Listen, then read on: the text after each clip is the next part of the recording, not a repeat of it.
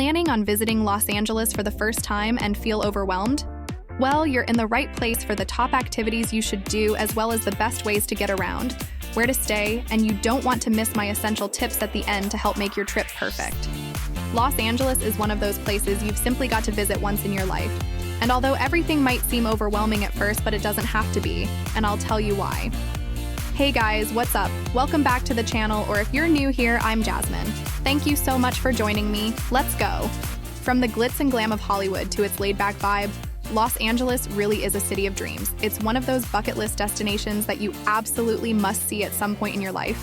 This city is so much more than you think, and there's a lot more to LA than just Hollywood. It's one of the coolest and most vibrant places in California where you'll find amazing beaches, great nightlife, and so many fun activities to fill your day with. Los Angeles is well known for its sunshine, so it's a popular place to visit all year round. But if you want to visit in the quieter months, I'd recommend going in the spring. It's still sunny but not too hot, and there's less crowds during this time. But if you're looking for beach weather to top up your tan, then you'll want to wait until around July to visit. And if you're looking for a sightseeing city trip, then visit during April and May or during September and October, where the weather will be perfect for exploring. One thing you should know about LA is that it's not a walkable city at all. There's no way that you could walk from place to place, so don't even bother trying. So depending on what you want to do during your trip, you will almost definitely need to hire a car. You've probably heard already that LA is notorious for terrible traffic, and there's no sugarcoating how bad it can be. The only real solution is to try and avoid rush hour times, so the roads are a little quieter. If you head out between 10 a.m. and 2 p.m., and after 8 p.m., you will miss the worst of the traffic. If you don't want to hire a car, or simply don't have a driver's license, you can use Uber. It's not as expensive as you might think, and using the app is super simple and safe. Another option you have is the Los Angeles Metro Rail, which isn't as popular with the locals, but if you're just traveling between attractions, then it's okay to use. You'll need to purchase a tap card and top it up with credit. You can get the cards and top them up at the machines in most stations.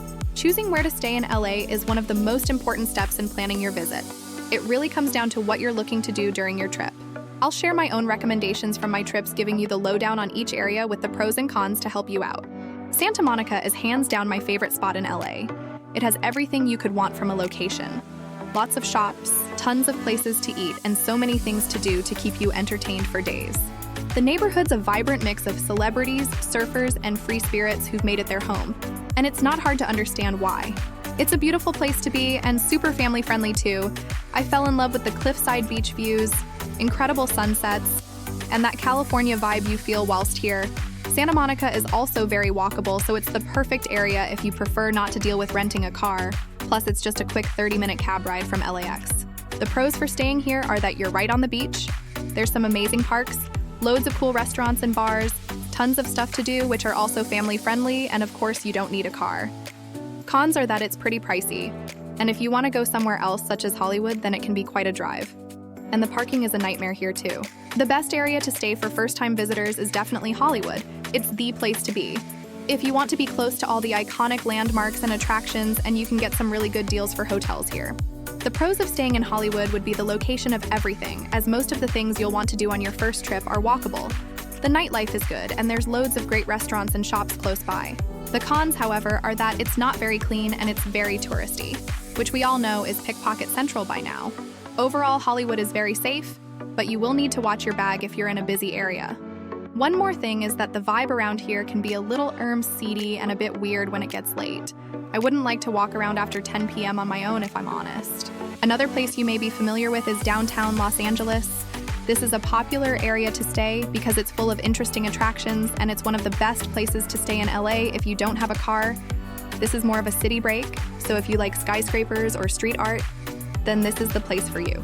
Pros of staying in this area are that it's a lot cheaper than other areas, and you'll find lots of quirky shops, world-class restaurants, the best venues for concerts, as well as a cool arts district. Not only that, but you can go shopping on a budget here too. The cons, however, are that it's not so family-friendly around here, it's loud, the crime rates are higher, and it's very close to Skid Row, which, if you haven't heard of, well, it's not somewhere you want to be.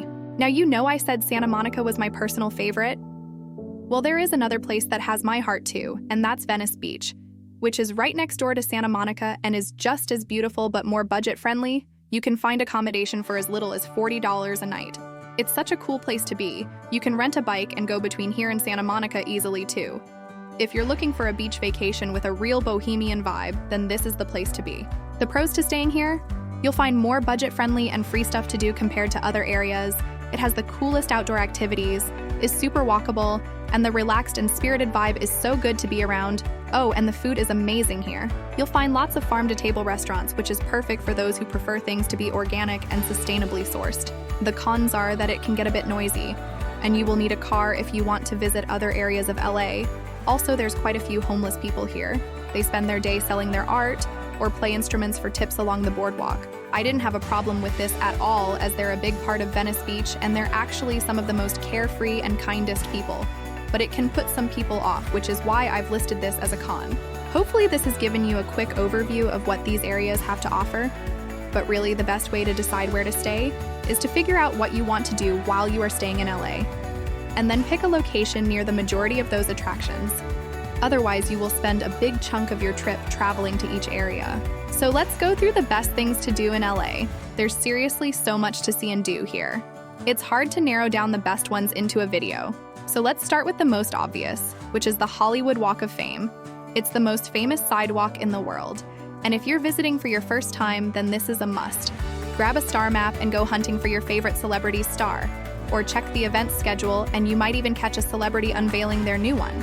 Next on my list is to hike up to the Hollywood sign. There's several trails that lead to the top. It'll take you around 2 to 3 hours to get there.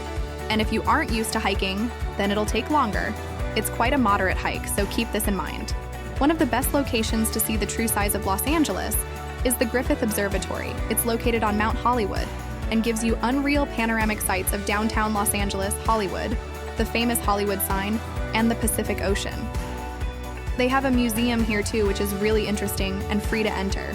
No trip to Los Angeles is complete without a visit to Santa Monica Pier, one of the most photographed locations worldwide. It's the perfect place to enjoy the ocean views.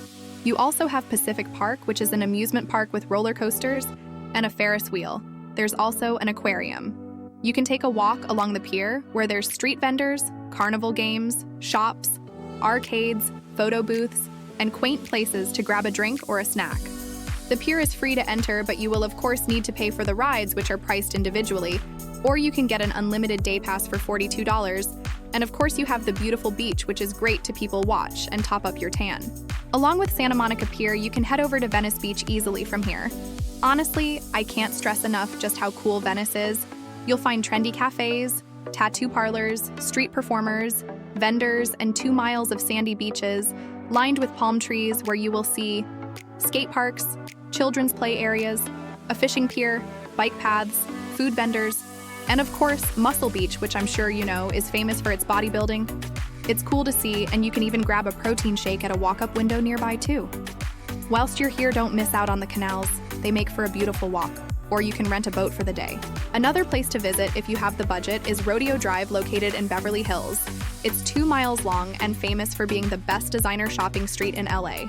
Unless you're planning to shop and have the budget to do so, then you won't need too long here. But it's somewhere that you should at least swing by. Honestly, there are so many amazing places to visit in LA that I just can't fit everything in.